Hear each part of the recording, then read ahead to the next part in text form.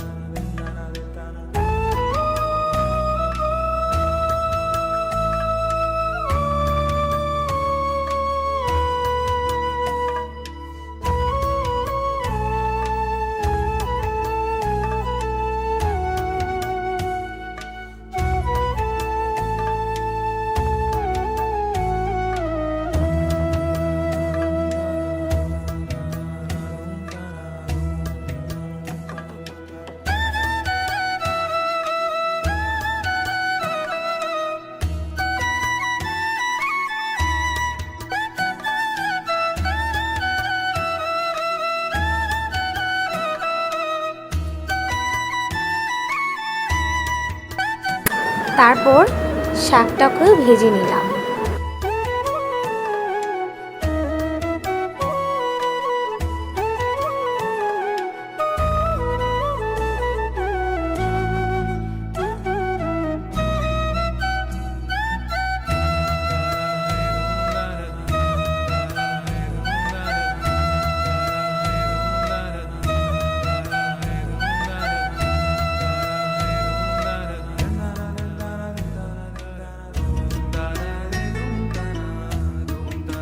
শাকটা ভাজি হয়ে গেলে এতে ভেজে রাখা মিষ্টি আলু, বেগুন আর আগে থেকে সিদ্ধ করে নিয়েছিলাম সিমের বিচি, সেটা একসাথে দিয়ে দিলাম, আর এখানে কাঁচা লঙ্কাও দিয়েছি।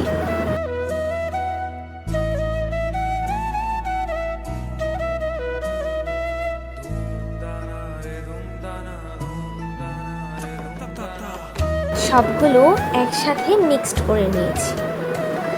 এই শাকটা এভাবে রান্না করলে এতটাও তেতো ভাব লাগে না, খেতে খুব ভাল লাগে। চৈত্র সংক্রান্তিতে কাদের বাসায় এই শাকটা খাওয়ার নিয়ম আছে কমেন্ট করে যেও কিন্তু। আর আমার ভিডিওটা ভালো লাগলে লাইক কমেন্ট করে যেও, আর আমার চ্যানেলটাকে সাবস্ক্রাইব করো, তাহলে এমন সুন্দর সুন্দর ভিডিও সামনে পাবে।